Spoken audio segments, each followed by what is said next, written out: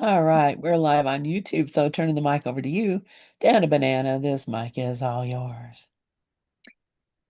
All right. Hey, everyone. I will start off with the prayer that seems to be most relevant to me for the time. And it's not really a prayer, it's something in the text, but it's prayer for me. And it's from chapter 31, Self-Concept versus Self. I do not know the thing I am, and therefore I do not know what I am doing, where I am, or how to look upon the world or on myself. And I've mentioned it, I'll probably mention it every time. That to me is just it's a declaration of surrender. And it's just kind of this space where I'm in. And I can't say that it doesn't pop up some days a lot, oh, I think I know what this is and I think I know what this is for, and the reactions, that kind of well up certainly point to that. And this reminds me that I don't. And I'm relieved that I don't. And if it had been any other time in my life, because I've certainly been at different times, on some kind of spiritual path where I thought I did know what something was for. And I thought I did know what something was. And I needed to be right.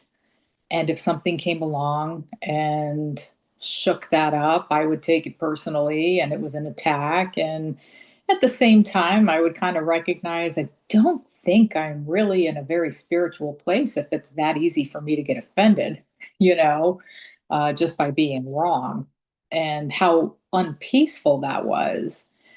And just it took some time, but eventually I think I have reached this place where it's like, no, I'm happy not knowing. I'm relieved I don't know. I'm relieved that I've only ever been wrong. And so that's the place I guess I spend a lot of time these days. But, I've talked a lot about the whole medical stuff that's going on with me, and I don't do it to harp on, the physical issues. I do it because I'm seeing it as a journey, and when I talk about it here, I'm kind of sharing the journey with you guys, just insofar as what seems to present itself and whether or not I'm going to choose resistance or willingness. And so that is the other, I guess, main theme that seems to be going on is, am I willing? It's a question I always ask at this point. Am I willing? Sometimes I don't know what I am willing for, but am I willing?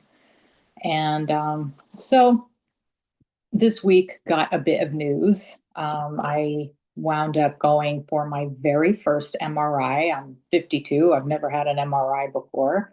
I had absolutely no idea what to expect. I didn't, um, to make a long story short, when I got into the room and I see this giant tube like looking thing, and they're like, all right, we're going to put this IV in your arm, and you might feel whatever, because it was with and without contrast, and you might feel it going into your arm at some point. That's fine. And they're telling me about how noisy the thing can be, and they were going to put headphones on me and that I could listen to music if I wanted to. And I almost chose music. And then I thought, you know what?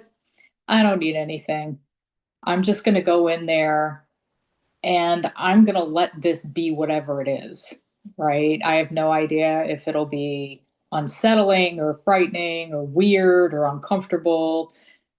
They tell me it was going to take 30 to 35 minutes. I'm thinking, wow, that seems like a long time. And then I thought, I don't know what a long time even is. What is a long time? That's always going to be subjective.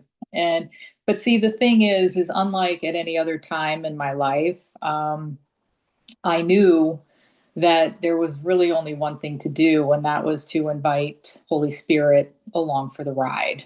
So I have been practicing this breath prayer, so to speak, and I'll share it with you guys in case it's helpful, because I can tell you it's been very, very helpful for me.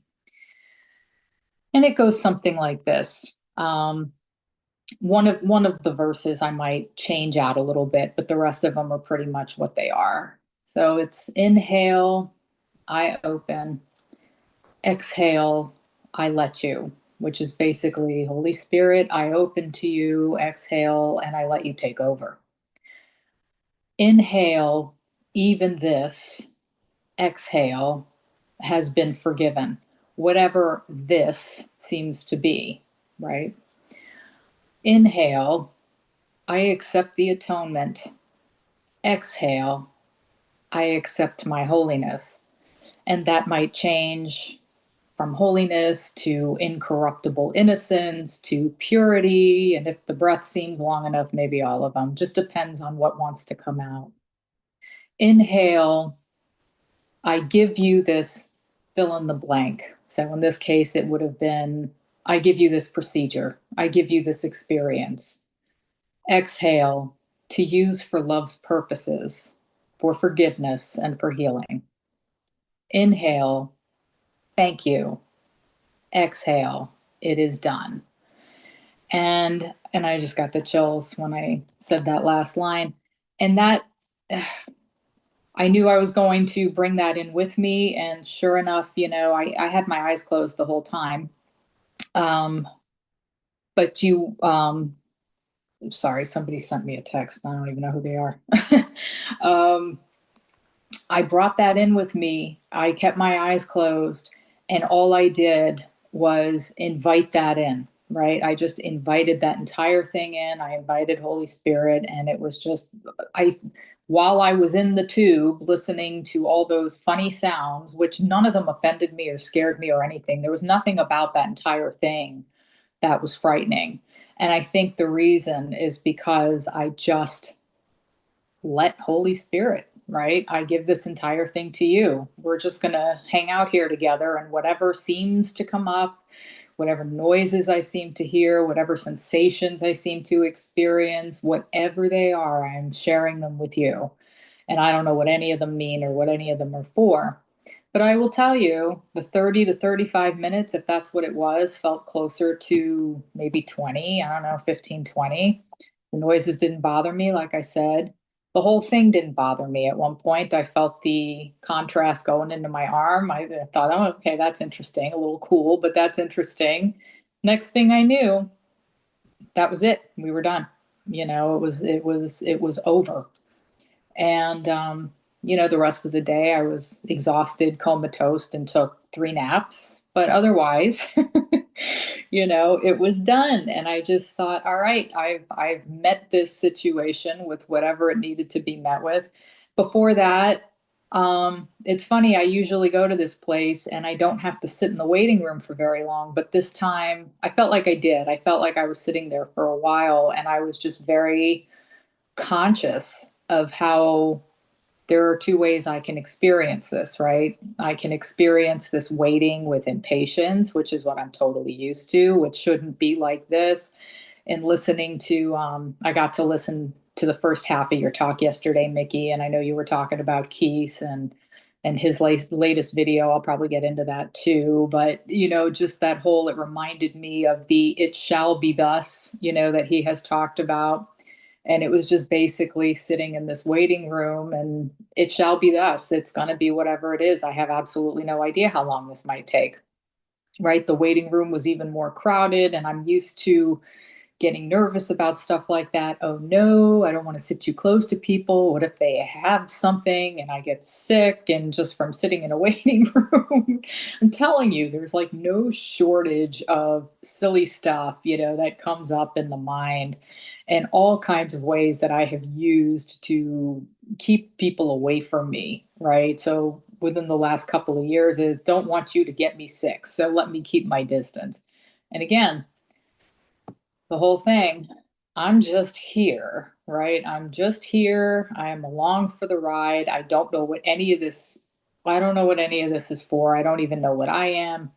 And I'm just going to let it be exactly as it is. It shall be thus. And so I have to say, the visit was actually relatively pleasant, right? For what normally would have felt very intimidating. It was fine. And I felt like there was a gentle presence the entire time. Um, and interestingly enough, I've been practicing it a lot. And even the next day, when I had to go see my primary care physician, I would normally tell you, I hate going to this doctor's office. They always make you wait. It takes forever. They seem like they're incompetent. I want to change offices, blah, blah, blah, blah, blah. And this time when I went in, it was kind of like, I am only here. I'm only here to be a presence of truth, right? Whatever that is. And I'm just going to let this entire experience unfold the way it's going to unfold.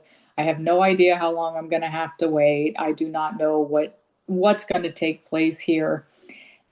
And the difference between doing that this time versus doing that maybe one of the last times, because I did go into that office this year with that intent, but that intent, I think, was maybe practice this course so that I could have a better experience. And I didn't have a better experience. And so it was almost as though the practice didn't work.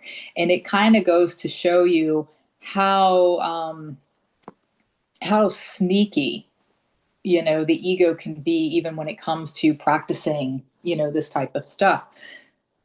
I've realized that I have to be very, very mindful. Am I attached to an outcome, right? Am I thinking that if I approach something some way, that it's going to result in a better outcome?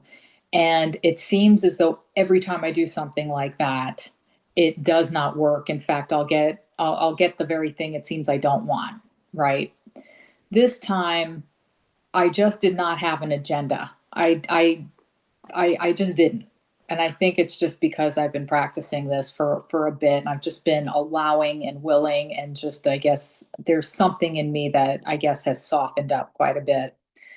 And funny thing, in just expecting, you know, this is going to be exactly as it is. I don't know what it's for.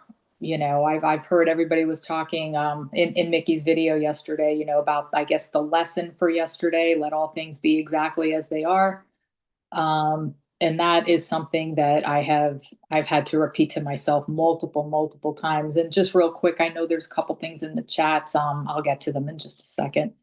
But in just truly just allowing it to be exactly as it was. I didn't spend any less time at the doctor's office. In fact, for a routine physical, kind of follow up with the labs, I was still there for almost 2 hours, at least an hour and a half. But it was a different hour and a half. It was an hour and a half where I didn't sit there feeling like it shouldn't be thus, right? There was not one time where I felt like it shall not be thus, right? There's just something about that willingness. Um, Remind me that I have said this, because I've still got plenty of other things, it seems, coming up, that I'm going to probably want to remember this. But it's just this act of soft willing and allowing. Okay, Nikki had said, beautiful prayer. Yes, thank you. Thank you for that. It has been very, very helpful. And the way I see it is, if you guys want to listen to this again, um, you can tailor it. You could, like that fourth line, was it, I give you this, it doesn't matter what it is. I give you this fight I'm having with somebody. I give you this fear I'm having about something. I give you this procedure. Even just, I give you this day, so that is something that has been so helpful for me.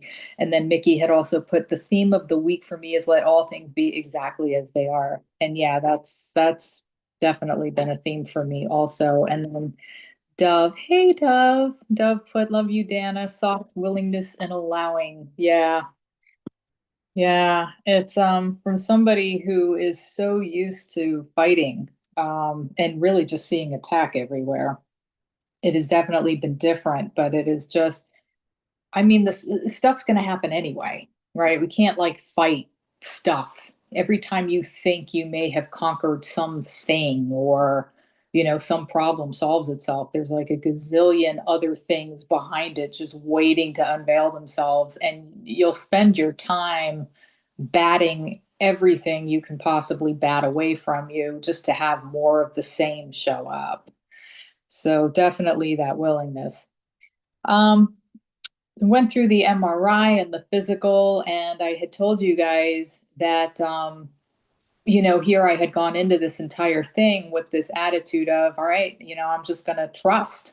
And how last week, it had come to my attention that there was going to be something going on with the referrals, and that I am going to have to get in there and change who gives me a referral for what, and how I did. It got me to go to the doctor an extra time. I didn't even really need to do that.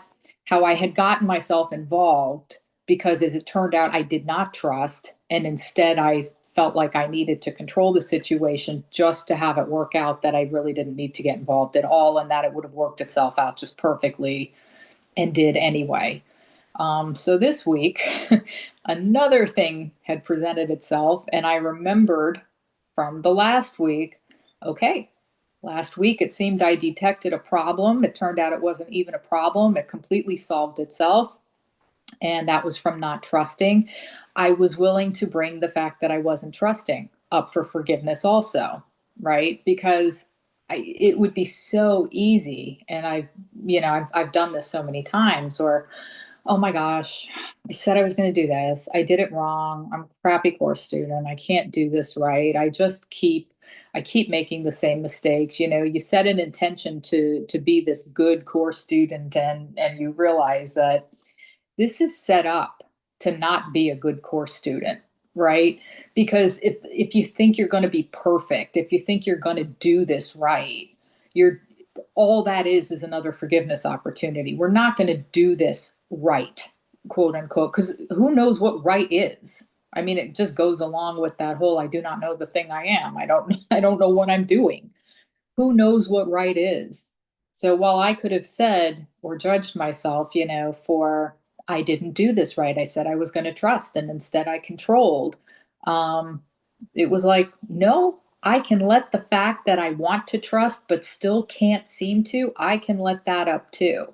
Right? It's all meant to just come up and be looked at, and that I'm not going to be judged if I'm having a hard time trusting.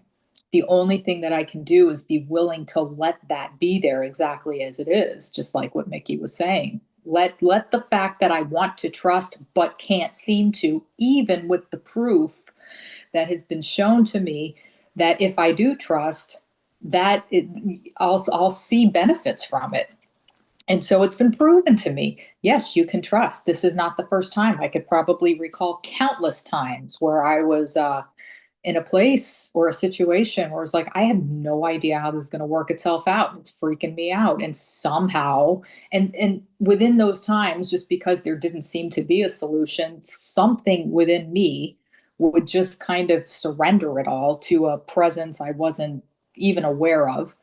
And it was like, it would just work itself out. So it's been proven to me that if I just trust in something that is not my little self, that things can work themselves out. And yet I'm still having a problem with it. I'm still having a problem trusting. All I can do is be willing to let that be there.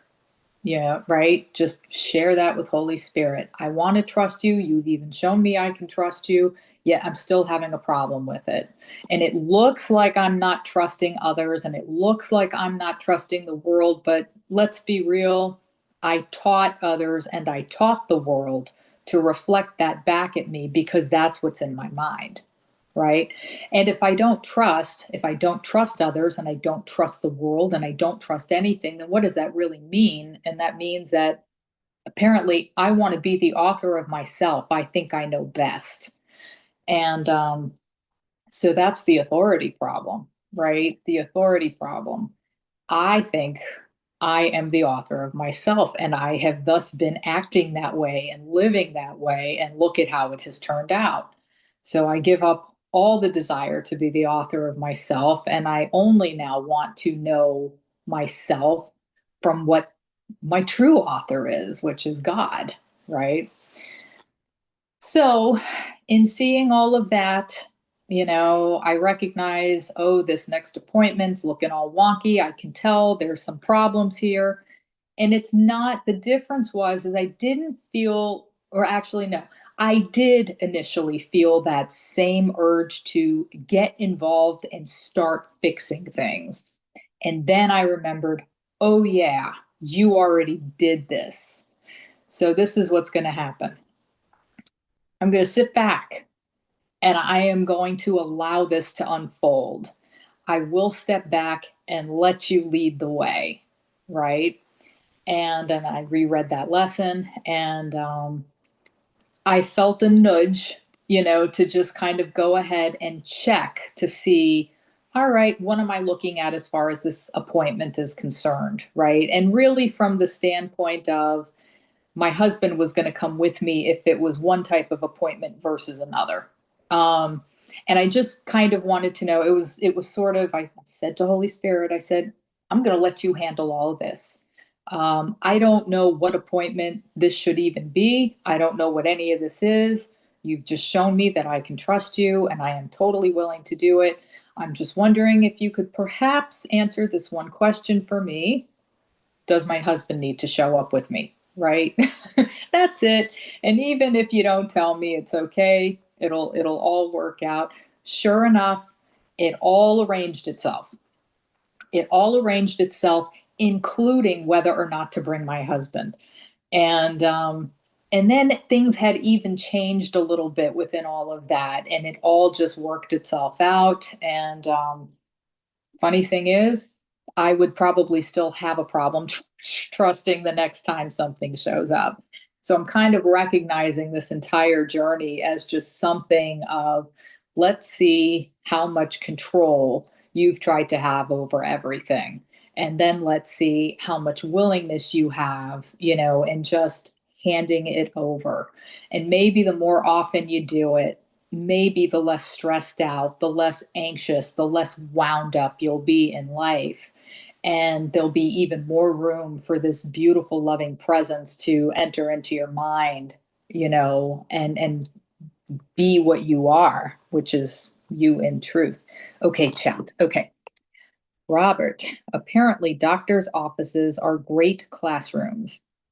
While waiting incessantly, I was captive to a TV show about a cat whisperer trying to calm cats. I would have put down judgment comes in many forms as I am learning daily. Yes, yes, it's true. It comes up in every possible form there is, and the fun ones are when they come at you from sideways. Right? And then Lynn is like, it's always something. Yeah, it is. There's always going to be something. And then Dove, Rosanna, Dana, yeah, Rosanna, Dana, yep, from Saturday Night Live. Yep. So, as it turns out, with all of this, the MRI and this and that, everything about this surgery has now changed.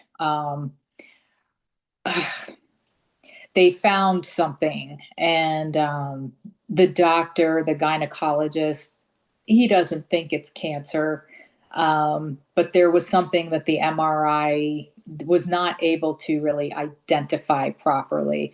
And because my gynecologist is, he doesn't work with anything related to what's not normal, I guess. Yeah, my gynecologist is not also an oncologist. He doesn't deal with oncology. He wanted to refer me to a colleague of his. And to make a long story short, I'm going to have this operation, this surgery done in a cancer center. And so I have to be honest, I really was not expecting any of that. Right. I mean, I remember when I was telling my family that I was going to have this done, it's like, yeah, it's going to be done here in town and blah, blah, blah at this hospital. Unless the MRI finds something, which nobody thinks it will, and then I'll have to have it done, at this specific place, that deals with it's all for cancer. So, or yeah, all oncology type stuff. And so it was kind of ironic to get the news yesterday. My husband was with me that that's exactly where I'm going to have it done. and they'll have to do the biopsy on all of this, I guess, in the middle of the surgery. And so, really, at this point, I have no idea what anything is going to look like. I don't, yeah, I went from, I think I know what this surgery is and what it will be and what it's for, to now I really do not know what any of it is for, what any of it is. I have no idea what I'm going to be told afterwards. So that kind of threw me for a loop. And I recognized, after we left the doctor's office yesterday with that news, I kind of recognized that I was holding the whole thing sort of in suspension, if that makes any sense. Where it was kind of like, I have a feeling it's possible that there is some kind of a reaction that is forming back here in the mind, but I don't know what it is. And so I'm just going to allow it to sort of be out in front of me for a bit, but it's not really mine to judge. I just don't really know what it is. But whatever feelings, whatever it is that wants to come up in response to this, I'm going to just let it happen. And the funny thing is you would think that, all this fear about the body and this and that would have been what would come up. Instead, what came up was a whole lot of self blame. So, and guilt. It came in the form of when I told my mom, because I just wanted to give her the update, and I used the word, because this is what the gynecologist used, I used the word mass.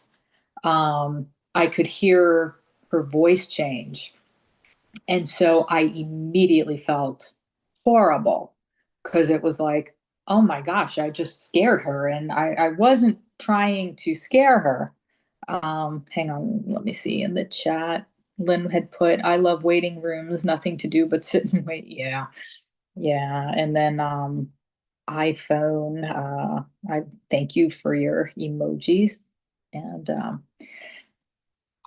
but after having had that little talk with my mom, the guilt that came up of, I just made her sad. I just made her scared and I just made her sad. And then it was all of this, oh my gosh, now I'm making everybody scared, right? So I got to go and I'm going through this thing with the body and the procedures and this and that.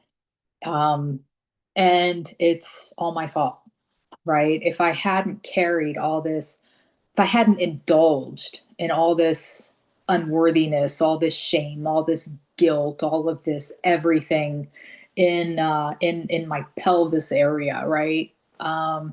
Then I would not have manifested, hence caused this mass that is now, going to impact people, other people, and make them sad and make them feel bad, and so on and so forth. So it was like I could feel, and it's not the first time, because I've done a lot of self inquiry. I've done a lot of like root cause inquiry, and I've seen some pretty interesting things. At the root of a lot of this, it's gotten to a point where I'm not saying it can't happen, but I'm saying that I'm not sure how much further I could dig, or allow to be dug as far as these core beliefs come up, because the whole I'm guilty, I've ruined everything, I'm the cause of all of this, all kinds of stuff, similar stuff to what Regina had said, in her videos, very, very similar stuff. And I could see it there. And the core belief that I was looking at yesterday was, this is all my fault. Everything is my fault. I'm responsible for all this pain, all this misery, just because I wanted to be a separate person. Right. And that was the thing that started to break me. So I still, with all of that, I still recognized this wants to come up, right? This wants to come up. This, and just let it. And not only just let it, but appreciate it. And I'll tell you what, I don't think anybody really wants to hear news, that they're going to have to go and have their surgery done at a cancer center, because that could be a possibility. Um, but I can tell you, that this whole thing has given me opportunities to allow so many of these core beliefs and fears and aspects of resistance to just surface.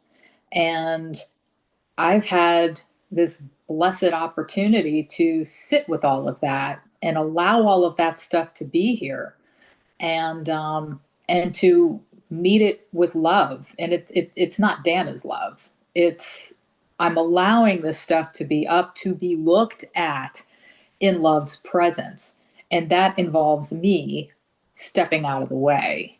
So, regardless of what the news may or may not be, in all of this week, and I would have called this a more hectic week, just insofar as doctor's appointments and phone calls and stuff like that. And for somebody who tends to try to fly under the radar with health stuff, just because I find it complicated and boring and annoying and uncomfortable, I've kind of been forced into a lot of these situations, over the last couple of weeks, and they've all provided me with these beautiful opportunities to practice willingness, to practice true forgiveness, to allow this stuff to just be there, and to allow it all to be met and judged with love. Right? I am not the one who's capable of judging you. I can't judge anything. I have no idea what anything is.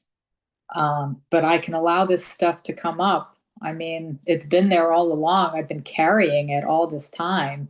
I may as well allow it to show itself, tell it that it's safe. You're safe to be here. I'm willing to see you. And I'm willing to let you go into love's presence where you belong instead of hoarding you, and making you an enemy.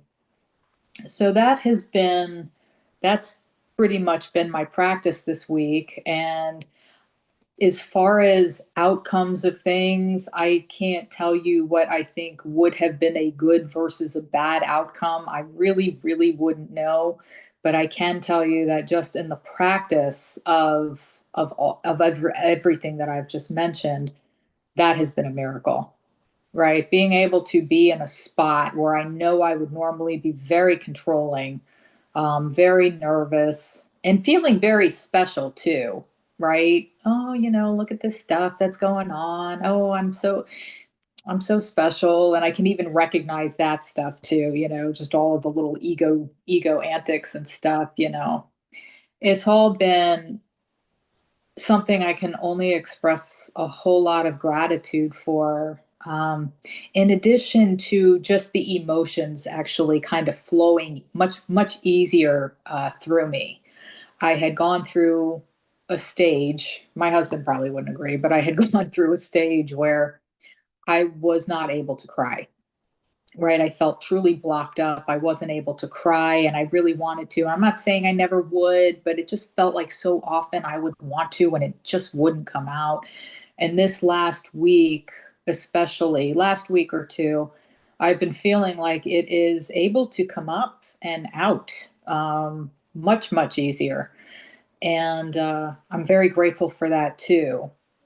Just to be able to allow those feelings out. And it could be about anything, right? It could be a cat video versus, I feel guilty over over having to give people bad news. So, um, iPhone, I do not know your name, and it's okay if you don't want to tell me, but I just wanted to let you know I see you.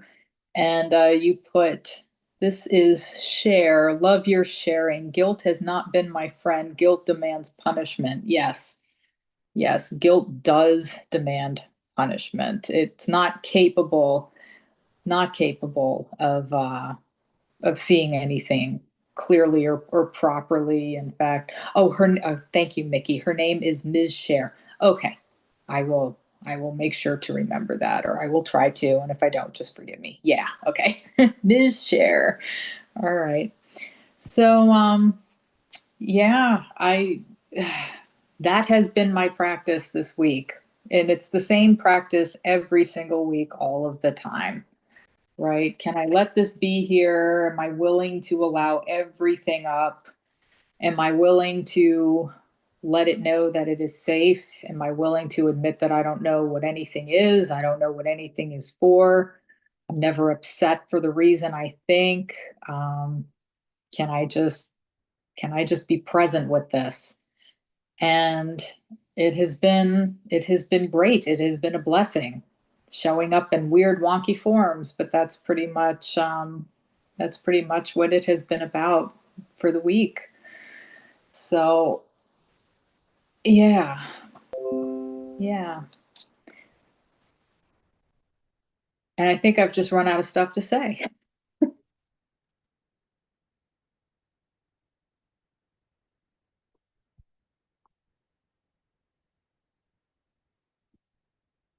So in that, if it's cool with you guys, I would like to read the lesson that I just discussed because it was helpful for me this week. Is that all right?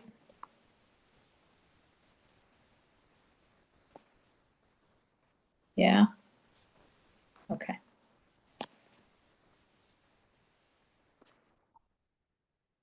Let me get back to it.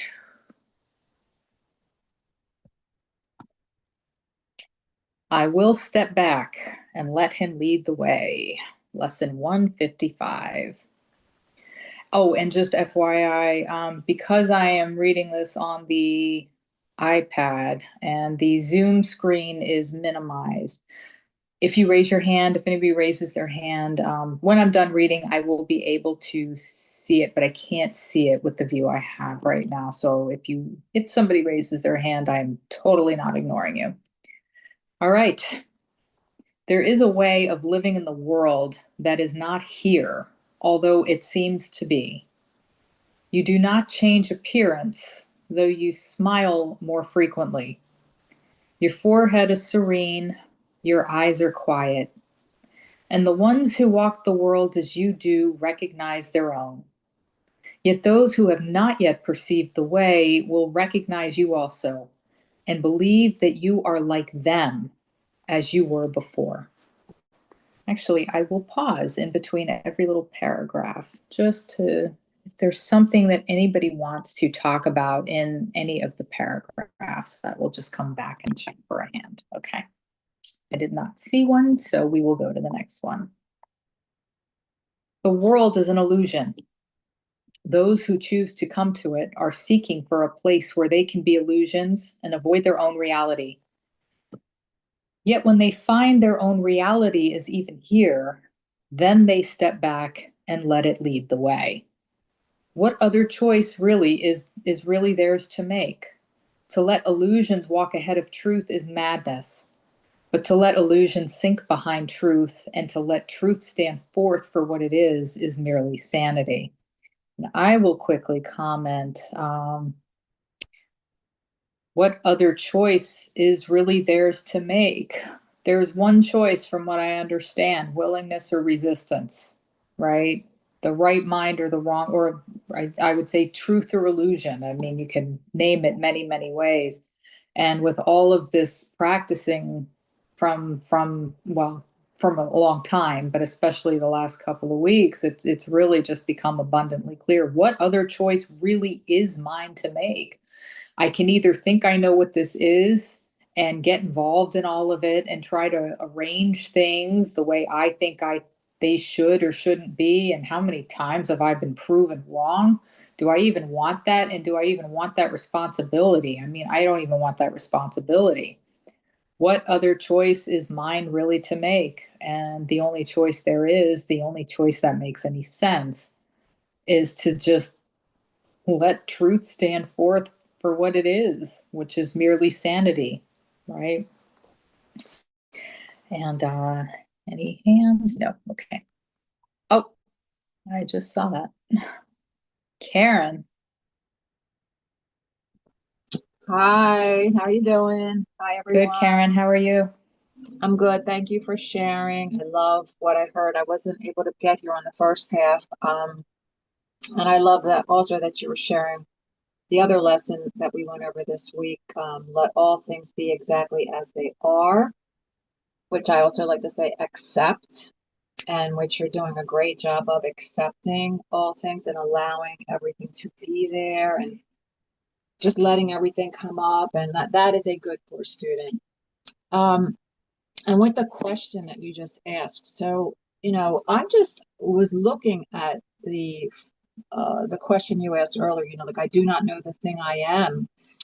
And if we go to the very next section right after that, which is recognizing the spirits, it's kind of talking what you're talking about. And because I was looking this over this week, and the answer, the answer is actually in this paragraph, I think. In recognizing the spirit, section 6, chapter 31, he says, you see the flesh or you recognize the spirit. There is no compromise between the two, just as you were saying, illusion or truth. If one is real, the other must be false. For what is real denies its opposite. There is no choice in vision but this one. What you decide in this determines all you see and think is real and hold as true. On this one choice does all your world depend, for here you have established what you are. So this is what the whole course is telling us. You have established what you are as, flesh or spirit by your own belief. If you choose flesh, you never will escape the body as your own reality, for you have chosen that you want it so. But choose spirit. This is one of the most beautiful quotes in the course. But choose spirit, and all heaven bends to touch your eyes and bless your holy sight, that you may see the world of flesh no more, except to heal and comfort and to bless. And this is the answer, because I know for me too, going through a lot of physical stuff, I always recognize that the truth of what I am is changeless, and the truth of what I am cannot be hurt, and I can be at peace no matter what this seeming body is going through. And trust me, it is not always easy. And I love where you're at with the acceptance and just allowing it to be there and, welcoming it and saying that it's safe. And I'm pretty much there now, finally. It took a lot of resistance and kicking and screaming, but I feel a lot more peace there with that, because what else are we going to do? We're going to keep fighting. So I just appreciate everything you're sharing, because it brings up a lot of stuff for me too. And I can totally relate. So thanks. Thanks, Karen. And thank you for pointing out that section in the text, that I definitely will read that entire thing. Yeah. And it's funny, as you were reading and comparing it to what I had just read, it had hit me that, like, this whole course is just kind of saying the same thing over and over and over and over and over again. It's using different examples and different scenarios and maybe even some different terminology here and there, but it's always just saying the same thing. And I've listened to Ken talk about, I guess you get to a point where you finally just step back and you recognize that no matter what form, no matter what shape, no matter what story it shows up in, it's all just the same ego nonsense. It's all the same thing. It's one or the other. It's black or white, right? And that in truth, it's only one. And only here is it one or the other. And it's just a matter of, I guess for me, that trust and that faith is, even though I do not know that presence that is capital S self, I do not, I don't know the truth of what I am, or if I do, I don't have access to it. I'm coming from a place of, I really don't know I don't know what anything is. I don't know what I am in truth. But I can tell you this much, I'm more than happy to apply all the true denial in the world to everything here. Because with all of the so-called proof that shows up in form about whatever story, whatever experience, whatever anything, I'm willing to overlook all of it right? In exchange for a truth that I have absolutely no knowledge of. It still sounds better than the illusion that I've lived for the last, I don't know, 50 something years. So that's about where I am right now. Um, yeah, so I'll keep reading. This is the simple choice we make today, and the choice would be, to let illusion sink behind truth and to let truth stand forth as what it is merely sanity. This is the simple choice we make today. The mad illusion will remain a while in evidence for those who look upon, who chose to come, and have not yet rejoiced to find that they were mistaken in their choice. They cannot learn directly from the truth because they have denied that it is so. And so they need a teacher who perceives their madness, but who can still look beyond illusion to the simple truth in them. I just want to quickly say, and so they need a teacher who perceives their madness, but who can still look beyond illusion to the simple truth in them. What I say at the beginning of my, of my hour, I do not know the thing I am, that whole line. I realized that until I acknowledge that, I can't, I don't feel like I can really be anybody's teacher in any way, because if I don't admit that I don't know the thing I am, then what I'm going to teach is an illusion. And I'll think it's true. And it's funny because for a long time I had wanted to teach. I wrote, I spoke on videos. I had written books. I had a blog, and I was really trying to be some kind of a voice, some kind of a teacher of sorts. And it's funny because I have absolutely no interest in being a teacher. I have no interest in being a voice. I have no interest in even being known. I sit here for the hour once a week, and I do this because I love you guys, and I enjoy actually just being in your presence. I know it's hard to tell because I don't show up to pretty much anything else, and that's just because, like I said, I've been so tired and I've been very busy lately. But I love this group, and there's just something about there's such a gentleness in everybody here. Not like at the expense of any other groups or anything. This just happened to be the one I kind of found myself in, and I appreciate it so much that for me, even though it's stressful to come up with something to talk about for an hour, I just genuinely really love being in your presence, and I love hearing from you, and I like talking to you, and so that for me is just a lovely thing to do. But from the standpoint of, do I care about being a teacher? No, I don't. I don't care about being a teacher, but I do care about whatever it is that comes out of me, right? What emanates from within me. And if I think I know the thing I am, um, then I all I can do is teach illusion. And so it's okay for me to give up the self concept, however long that may take, and whatever seemingly slow, small steps that will need to show up as, because even if it means that perhaps one day I could be the teacher that sits quietly in the room and nobody knows is there, but somehow there's a presence, and I'm able to emanate that. Nobody knows. And it's just because the truth, the real truth of what I am is the only thing that can come out. That is what I would consider being a teacher is, or at least what I would consider maybe the kind of teacher I would like to be like. And I cannot do that if I'm not willing to hand everything over.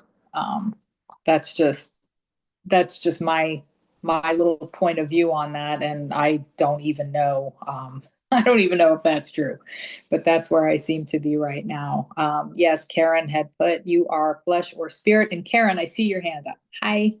Hi, yeah, I just want to say, and you've probably heard this before. I know many people here who are Ken students have heard Ken say this, that, you could be teaching a course in miracles like you're doing right now, reading the book, sharing with us right now you're sharing lesson 155, and demonstrate that you're an ego.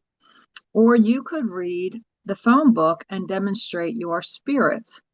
So you demonstrate your spirits, you demonstrate the love that comes out of you, you demonstrate you're teaching love. So you're demonstrating in a way that's teaching love. You're teaching love, you're demonstrating love. So you're doing what this course really, I mean, the only requirement really is to accept the atonement for yourself. But you are, I think, a very authentic teacher because you demonstrate love, you demonstrate from your heart, and you're teaching, and the other thing Ken says is, be kind.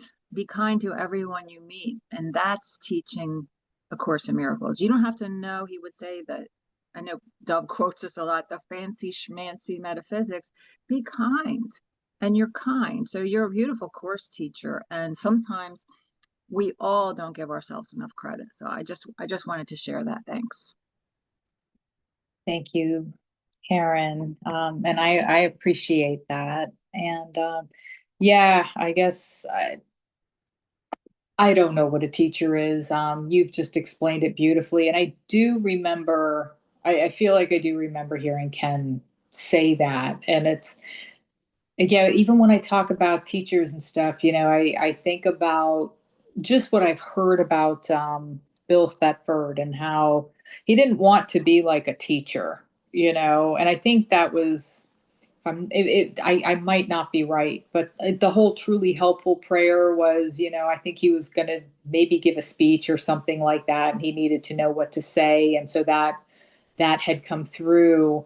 But I had heard that he had gotten to this place. He didn't care about any kind of personal attention or accolades or anything like that. But he just quietly did his own forgiveness work and quietly allowed the ego to be undone. And he demonstrated, he just basically demonstrated what forgiveness was. And that people, I guess, and it probably came, I think, from, yeah, I've heard a lot of this from listening to Carol Howe, about how he could just be in an area and they could feel the presence coming out of him, and they would even maybe experience physical healings and stuff. Just because, he wasn't trying to be a teacher. And I'm not saying that there's anything wrong with people who are trying to be teachers. You guys were talking about Keith. I love Keith's teachings, and funny, just like what Mickey was saying, I hadn't listened to him in a little while, and then I felt the prompt to listen to this past week's video. I'm almost done with it, and it was like, oh, I'm so glad I listened to it. It was wonderful, and I'm gonna have to go back and re-listen to that again as well. But so it's not to say that that there's a right way or a wrong way. It's just like what you said, Karen, which, was what Ken said, it just depends what's coming out of you, no matter what it is you're doing, what's coming out of you. And I'm at this place of, I don't know anything anymore. So I don't know what's coming out of me, but the only thing I can do is just be authentic. And that means just tell the truth as I know it about whatever I seem to be going through.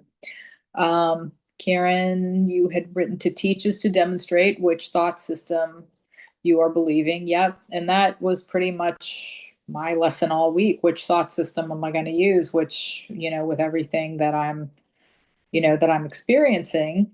And Lynn just put, I was going to suggest you listen to Keith this week.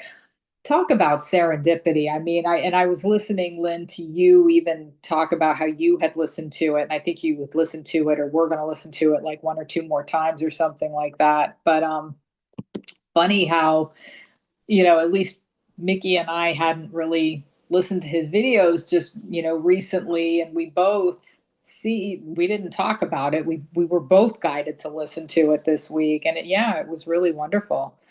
So, anyway, it is about 3, and I have been talking for what seems like a long time, but like I said, I adore you guys, and I love talking to you and everything. So, kind of went by fast.